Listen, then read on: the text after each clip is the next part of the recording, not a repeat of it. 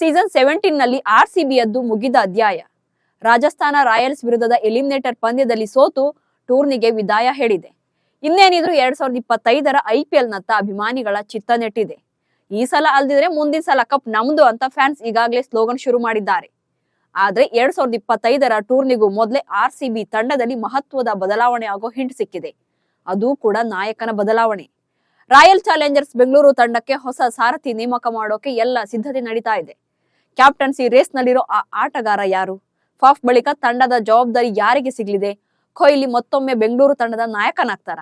ಈ ಬಗೆಗಿನ ಇಂಟ್ರೆಸ್ಟಿಂಗ್ ಮಾಹಿತಿ ನೀಡ್ತೇನೆ. ನಾನು ಉಷಾ ಅಂತ. ನೀವು ಸುದ್ದಿಯಾನದ ಸಬ್ಸ್ಕ್ರೈಬರ್ ಆಗೋದಿಕ್ಕೆ ಮರಿಬೇಡಿ.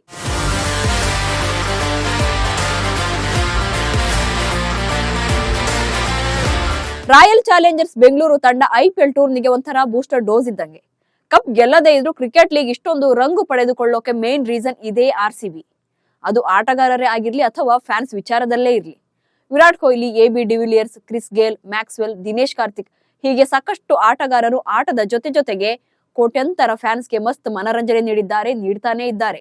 ಇದೀಗ ಆರ್ಸಿಬಿ ಪಾಲಿಗೆ 17ನೇ ಸೀಸನ್ ಮುಗಿದಿದ್ದು 2025ರ ಟೂರ್ನಿಗೆ ಕ್ಯಾಪ್ಟನ್ಸಿ ಬದಲಾವಣೆಯ ವಿಚಾರ ಚರ್ಚೆಗೆ ಬಂದಿದೆ. ಪ್ರಸ್ತುತ ಕ್ಯಾಪ್ಟನ್ ಆಗಿರುವ ಫಾಫ್ ಡುಪ್ಲೆಸಿಸ್ಗೆ ಈಗ 39 ವರ್ಷ. ಮುಂದಿನ ವರ್ಷ 40 ವರ್ಷ ವಯಸ್ಸಾಗುತ್ತೆ. ಹೀಗಾಗಿ ಎಲ್ಲಾ ಫಾರ್ಮೆಟ್ ನ ಕ್ರಿಕೆಟ್ಗೆ ಫಾಫ್ ವಿದಾಯ ಹೇಳುವ ನಿರೀಕ್ಷೆ ಇದೆ. ಅಲ್ಲದೆ ಈ ಸೀಸನ್ ನಲ್ಲಿ ಆರ್ಸಿಬಿ ಕ್ಯಾಪ್ಟನ್ ಫಾಫ್ ಡುಪ್ಲೆಸಿಸ್ ಹೇಳಿಕೊಳ್ಳುವಷ್ಟು ಪ್ರದರ್ಶನವೇನೂ ನೀಡಿಲ್ಲ. ಆಡಿರೋ 15 ಪಂದ್ಯಗಳಲ್ಲಿ ಫಾಫ್ ಕೇವಲ 438 ರನ್ಗಳನ್ನು ಗಳಿಸಿದ್ದಾರೆ. ಬ್ಯಾಟಿಂಗ್ ಅವರೇಜ್ 29 ಇದ್ದು ಸ್ಟ್ರೈಕ್ ರೇಟ್ 160 ಇದೆ. ತಮ್ಮ ಬ್ಯಾಟಿಂಗ್ ನಲ್ಲಿ 47 4 21 ಸಿಕ್ಸರ್ ಅಷ್ಟೇ ಸಿಡಿಸಿದ್ದಾರೆ. 4 ಪಂದ್ಯಗಳಲ್ಲಿ ಮಾತ್ರ ಅರ್ಧ ಶತಕ ಸಿಡಿಸಿದ್ದು ಒಂದು ಪಂದ್ಯ ಕೂಡ ಗೆಲ್ಲಿಸಿಲ್ಲ. ಕೇವಲ ಬ್ಯಾಟಿಂಗ್ ಮಾತ್ರವಲ್ಲ, ಆನ್ ಫೀಲ್ಡ್ ಡಿಸಿಷನ್ ತೆಗೆದುಕೊಳ್ಳೋದ್ರಲ್ಲೂ ಕೂಡ ಕೆಲವು ಸಲ ಎಡವಿದ್ದಾರೆ. ಇವರನ್ನ ಆರ್ಸಿಬಿ ನಾಯಕತ್ವ ಸ್ಥಾನದಿಂದ ಕೆಳಗಿಳಿಸಿ ಅಂತ ಇದೇ ಕಾರಣಕ್ಕೆ ಒತ್ತಡ ಕೇಳಿ ಬರ್ತಾ ಇದೆ. ಮತ್ತೊಂದ್ ಕಡೆ ಬೆಂಗಳೂರು ತಂಡದ best match finisher DK boss ಕೂಡ ನಿವೃತ್ತಿಯಾಗಲಿದ್ದಾರೆ. IPL 2024ರ ಆರಂಭಕ್ಕೂ ಮುನ್ನವೇ ಇದು ನನ್ನ ವೃತ್ತಿ ಜೀವನದ ಕೊನೆಯ ಸೀಸನ್ ಎಂದು ಘೋಷಣೆ ಮಾಡಿದ್ರು. ಅಲ್ಲದೆ ರಾಜಸ್ಥಾನ ವಿರುದ್ಧದ ಪಂದ್ಯದಲ್ಲೂ ಅವರ ನಿರ್ಗಮನ ಇದು ನನ್ನ ಕೊನೆಯ ಪಂದ್ಯ ಎನ್ನುವಂತೆಯೇ ಇತ್ತು. DK ಅಧಿಕೃತವಾಗಿ ಇನ್ನೂ ನಿವೃತ್ತಿ ಘೋಷಣೆ ಮಾಡಿಲ್ಲವಾದ್ರೂ ಈಗಾಗಲೇ ಸಾಕಷ್ಟು ಕ್ರಿಕೆಟರ್ಸ್ ದಿನೇಶ್ ಕಾರ್ತಿಕ್ ನಿವೃತ್ತಿ ಜೀವನ ಚೆನ್ನಾಗಿರ್ಲಿ ಅಂತ ವಿಶ್ ಮಾಡ್ತಿದ್ದಾರೆ. ಹೀಗಾಗಿ DK ಅಂತೂ ನೆಕ್ಸ್ಟ್ ಸೀಸನ್ ನಿಂದ ಮೈದಾನಕ್ಕೆ ಇಳಿಯೋದಿಲ್ಲ. ಅತ್ತ ಓಪನರ್ ಫಾಫ್, ಇತ್ತ ಫಿನಿಷರ್ DK ಇಬ್ರು ಕೂಡ ನಿವೃತ್ತಿ ಅಂಚಿನಲ್ಲಿದ್ದಾರೆ. ಹೀಗಾಗಿ ಬೆಂಗಳೂರು ನಾಯಕನ ಪಟ್ಟ ಯಾರಿಗೆ ಕಟ್ಟೋದು ಅನ್ನೋ ಚರ್ಚೆ ನಡೀತಾ ಇದೆ. ಅಭಿಮಾನಿಗಳೆಲ್ಲ ನಮ್ಮ ಕಿಂಗ್ ವಿರಾಟ್ ಕೊಹ್ಲಿ ಅವರನ್ನೇ ಮತ್ತೊಮ್ಮೆ ನಾಯಕರನ್ನಾಗಿ ಮಾಡಿ ಅಂತ ಒತ್ತಾಯ ಮಾಡ್ತಿದ್ದಾರೆ. ಆದ್ರೆ ಅದು ಸಾಧ್ಯವಾಗದೇ ಇರೋ ಮಾತು. ಯಾಕಂದ್ರೆ ಕಿಂಗ್ ಕೊಹ್ಲಿ ಆ ಪಟ್ಟಕ್ಕೇರೋಕೆ ತಯಾರಿಲ್ಲ. 9 ವರ್ಷಗಳ ಕಾಲ ಬೆಂಗಳೂರು ತಂಡವನ್ನ ಮುನ್ನಡೆಸಿದ್ದ ಕೊಹ್ಲಿ ತಾವಾಗಿಯೇ ಆ ಸ್ಥಾನವನ್ನ ತ್ಯಜಿಸಿದ್ರು. ಅಂಡರ್ 19 ತಂಡದ ಕ್ಯಾಪ್ಟನ್ ಆಗಿ ಭಾರತಕ್ಕೆ ವಿಶ್ವಕಪ್ ಗೆಲ್ಲಿಸಿಕೊಟ್ರು. ಕೊಹ್ಲಿ ಅವರನ್ನ 2008ರಲ್ಲಿ ಯಾವ ಫ್ರಾಂಚೈಸಿ ಕೂಡ ಖರೀದಿ ಮಾಡಿರ್ಲಿಲ್ಲ. ಕೊನೆಗೆ ವಿಜಯ್ ಮಲ್ಯ ಒಡೆತನದ ಬೆಂಗಳೂರು ಫ್ರಾಂಚೈಸಿ 12 ಲಕ್ಷ ರೂಪಾಯಿ ಕೊಟ್ಟು ತಂಡಕ್ಕೆ ಸೇರಿಸಿಕೊಂಡಿತ್ತು. ಇದೇ ಕಾರಣಕ್ಕೆ ಅಂದಿನಿಂದ ಕೊಹ್ಲಿ ಇದೇ ಫ್ರಾಂಚೈಸಿಯಲ್ಲಿ ಆಡ್ತಿದ್ದಾರೆ. ಯಾರು ಕೂಡ ತಂಡಕ್ಕೆ ಸೇರಿಸಿಕೊಳ್ಳದ ಸಮಯದಲ್ಲಿ ವಿರಾಟ್ ಕೊಹ್ಲಿಗೆ ಮಣೆ ಹಾಕಿ ಗೌರವ ತೋರಿಸಿದ್ದ ಆರ್ಸಿಬಿ ತಂಡವನ್ನ ಇದೇ ಕಾರಣಕ್ಕೆ ವಿರಾಟ್ ಕೊಹ್ಲಿ ಬಿಟ್ಟು ಹೋಗಿಲ್ಲ. 2011 ಮತ್ತು 12ರವರೆಗೆ ಕೊಹ್ಲಿ ಉಪನಾಯಕನಾಗಿದ್ರು. ಬಳಿಕ ವಿರಾಟ್ಗೆ 2013ರಲ್ಲಿ ಬೆಂಗಳೂರು ತಂಡದ ನಾಯಕನ ಪಟ್ಟ ಕಟ್ಟಲಾಗಿತ್ತು. 2021ರವರೆಗೆ ರಾಯಲ್ ಚಾಲೆಂಜರ್ಸ್ ಬೆಂಗಳೂರು ತಂಡವನ್ನ ಮುನ್ನಡೆಸಿದ್ರು ಕೊಹ್ಲಿ. 2013ರಲ್ಲಿ ನಾಯಕನಾಗಿ ನೇಮಕಗೊಂಡು 2016ರಲ್ಲಿ ತಂಡವನ್ನ ಫೈನಲ್ಗೆ ಮುನ್ನಡೆಸಿದ್ರು. 2021ರಲ್ಲಿ ಕೆಳಗಿಳಿದ ಕಾರಣ 2022ರಲ್ಲಿ ಫಾಫ್ ಡುಪ್ಲೆಸಿಸ್ ತಂಡಕ್ಕೆ ನೂತನ ಕ್ಯಾಪ್ಟನ್ ಆಗಿ ನೇಮಕಗೊಂಡಿದ್ರು. ಅವರ ಅನುಪಸ್ಥಿತಿಯಲ್ಲಿ 2023ರಲ್ಲಿ ಮತ್ತೆ ಆರ್ಸಿಬಿ ತಂಡವನ್ನ ಮುನ್ನಡೆಸಿದ್ರು ಕೊಹ್ಲಿ. ಒಟ್ಟಾರೆಯಾಗಿ ಕೊಹ್ಲಿ 143 ಪಂದ್ಯಗಳಲ್ಲಿ ಆರ್ಸಿಬಿ ನಾಯಕತ್ವ ವಹಿಸಿದ್ದಾರೆ. 66 ಗೆಲುವು, 70ರಲ್ಲಿ ಸೋಲನ್ನ ಕಂಡಿದ್ದಾರೆ. ವಿರಾಟ್ ಕೊಹ್ಲಿ ಅಂದ್ರೆ ಆರ್ಸಿಬಿ ಫ್ಯಾನ್ಸ್ಗೆ ಮಾತ್ರ ಅಲ್ಲ, ಇಡೀ ಜಗತ್ತಿನೆಲ್ಲೆಡೆ ಕ್ರಿಕೆಟ್ ಫ್ಯಾನ್ಸ್ಗೆ ಫೇವರೇಟ್. ಹೀಗಾಗಿ ಭಾರತ ಕ್ರಿಕೆಟ್ ತಂಡದ ರನ್ ಮಿಷನ್ ಅಂತಾನೂ ಕೂಡ ಕೊಹ್ಲಿ ಅವರನ್ನ ಕರೀತಾರೆ. ಹೀಗಿದ್ರು ವಿರಾಟ್ ಕೊಹ್ಲಿ ಅವರ ಬಗ್ಗೆ ಟೀಕೆ ಮಾಡೋರ್ಗೇನು ಕಡಿಮೆ ಇಲ್ಲ. ಅವರ ಕ್ಯಾಪ್ಟನ್ಸಿಯಲ್ಲಿ ಒಮ್ಮೆ ಕೂಡ ಆರ್ಸಿಬಿ ಕಪ್ ಗೆಲ್ಲದೇ ಇದ್ದಕ್ಕೆ ಸಾಕಷ್ಟು ಟೀಕೆಗಳು ಕೇಳಿ ಬಂದಿದ್ವು. ಇದೇ ಕಾರಣಕ್ಕೆ ವಿರಾಟ್ ಕೊಹ್ಲಿ ನಾಯಕತ್ವ ಸ್ಥಾನವನ್ನ ತ್ಯಜಿಸಿದ್ರು. ಮತ್ತೆ ಕ್ಯಾಪ್ಟನ್ ಆಗೋಕೆ ಆಫರ್ ಇದ್ರೂ ಕೂಡ ಅದನ್ನ ಒಪ್ಪಿಕೊಂಡಿಲ್ಲ. ಹೀಗಾಗಿ ಆರ್ಸಿಬಿಗೆ ಯಾರಾಗ್ತಾರೆ ಅಧಿಪತಿ ಅಂದ್ರೆ ಅಲ್ಲಿ ಕೇಳಿ ಬರ್ತಿರೋ ಹೆಸರೇ ರಜತ್ ಪಾಟಿದಾರ್.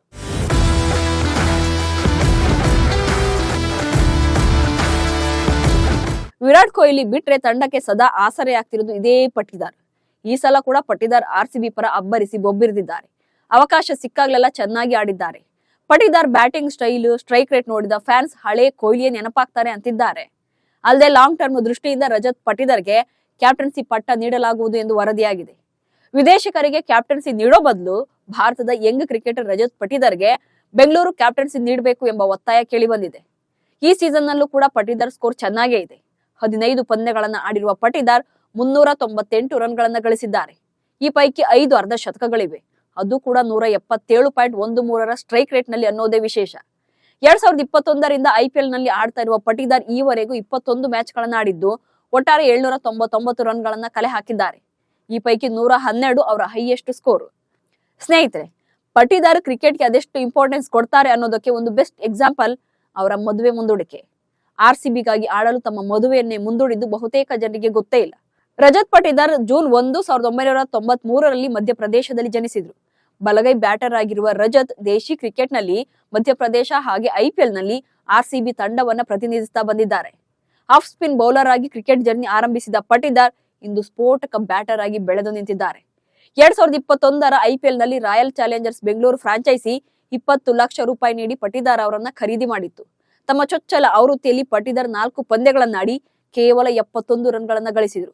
ಪರಿಣಾಮ RCB ಫ್ರಾಂಚೈಸಿ ಮರು ವರ್ಷದ ಹರಾಜಿಗೂ ಮುನ್ನ ಪಟಿದಾರ್ ಅವರನ್ನ ತಂಡದಿಂದ ಕೈಬಿಟ್ಟಿತ್ತು.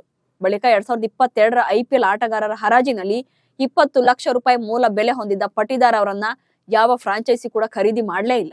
ಪರಿಣಾಮ ಪಟಿದಾರ್ ಅನ್ಸೋಲ್ಡ್ ಆದ್ರು. ಇದರ ನಡುವೆ 2022ರ IPL ಟೂರ್ನಿಯಲ್ಲಿ RCB ತಂಡದಲ್ಲಿದ್ದ ಲವ್ನಿತ್ ಸಿಸೋಡಿಯಾ ಗಾಯಗೊಂಡಿದ್ರಿಂದ RCB ಫ್ರಾಂಚೈಸಿ 20 ಲಕ್ಷ ರೂಪಾಯಿ ಮೂಲ ಬೆಲೆಗೆ ಪಟಿದಾರ್ ಅವರನ್ನ ಮತ್ತೆ ತಂಡಕ್ಕೆ ಸೇರಿಸಿಕೊಂಡಿತ್ತು. ಸಿಕ್ಕ ಈ ಅವಕಾಶವನ್ನ ಎರಡೂ ಕೈಗಳಿಂದ ಬಾಚಿಕೊಂಡ ಪಟಿದಾರ್ 2022ರ IPL ಟೂರ್ನಿಯ ಎಲಿಮಿನೇಟರ್ ಪಂದ್ಯದಲ್ಲಿ ಲಕ್ನೋ ಸೂಪರ್ ಜೈಂಟ್ಸ್ ಎದುರು ಕೇವಲ 54 ಎಸೆತಗಳಲ್ಲಿ ಅಜೇಯ 112 ರನ್ ಸಿಡಿಸುವ ಮೂಲಕ ತಮ್ಮ ಸಾಮರ್ಥ್ಯವನ್ನ ಇಡೀ ಜಗತ್ತಿನ ಮುಂದೆ ಅನಾವರಣ ಮಾಡಿದ್ರು. ಈ ಮೂಲಕ IPL ಪ್ಲೇ ಆಫ್ ನಲ್ಲಿ ಶತಕ ಸಿಡಿಸಿದ ಭಾರತದ ಮೊದಲ ಅನ್ಕ್ಯಾಪ್ಡ್ ಆಟಗಾರ ಎನ್ನುವ ದಾಖಲೆ ನಿರ್ಮಿಸಿದ್ರು. 2022ರ IPL ನಲ್ಲಿ ಪಟಿದಾರ್ ಕೇವಲ 8 ಪಂದ್ಯಗಳನ್ನಾಡಿ 1 ಶತಕ ಹಾಗೆ 2 ಅರ್ಧ ಶತಕ ಸಹಿತ 333 ರನ್ಗಳನ್ನ ಕಲೆ ಹಾಕಿದ್ರು. 2022ರ IPL ಹರಾಜಿನಲ್ಲಿ ಅನ್ಸೋಲ್ಡ್ ಆಗಿದ್ದ ರಜತ್ ಪಟಿದಾರ್ 2022ರ ಮೇ 9ರಂದು ರತ್ನಂ ಎನ್ನುವ ಗೆಳತಿಯನ್ನ ಮದುವೆಯಾಗಲು ತೀರ್ಮಾನಿಸಿದ್ರು. ಆದ್ರೆ RCB ತಂಡಕ್ಕೆ ದಿಢೀರ್ ಬುಲಾವ್ ಬಂದಿದ್ರಿಂದ ತಮ್ಮ ಮದುವೆಯನ್ನೇ ಮುಂದೂಡಿದ್ರು. ಬಳಿಕ 2023ರ IPL ಟೂರ್ನಿಗೂ ಮುನ್ನ ಗಾಯಗೊಂಡು ಸಂಪೂರ್ಣ ಟೂರ್ನಿಯಿಂದಲೇ ಹೊರಬಿದ್ದಿದ್ದ ಪಟಿದಾರ್ ಇದೀಗ 17ನೇ ಆವೃತ್ತಿಯ IPL ಟೂರ್ನಿಯಲ್ಲೂ RCB ಪರ ಸ್ಫೋಟಕ ಬ್ಯಾಟಿಂಗ್ ನಡೆಸಿ ಆಪತ್ ಬಾಂಧವ ಎನಿಸಿಕೊಂಡಿದ್ದಾರೆ. ಹೀಗಾಗಿ 2025ರ ಟೂರ್ನಿಗೆ ಪಟಿದಾರ್ ಕ್ಯಾಪ್ಟನ್ ಆಗ್ತಾರೆ ಎನ್ನಲಾಗ್ತಿದೆ. ಹಾಗಾದ್ರೆ ಮುಂದಿನ ಸೀಸನ್ಗೆ ಬೆಂಗಳೂರು ತಂಡಕ್ಕೆ ಯಾರು ನಾಯಕ ಆಗ್ಬೇಕು? ಕಿಂಗ್ ಕೊಹ್ಲಿ ಆದ್ರೆ ಹೇಗಿರುತ್ತೆ ಅನ್ನೋದನ್ನ ಕಮೆಂಟ್ಸ್ ಮೂಲಕ ತಿಳಿಸಿ. ಹಾಗೆ ಸುದ್ದಿಯಾನವನ್ನ ಫಾಲೋ ಮಾಡಿ. ನಮಸ್ಕಾರ.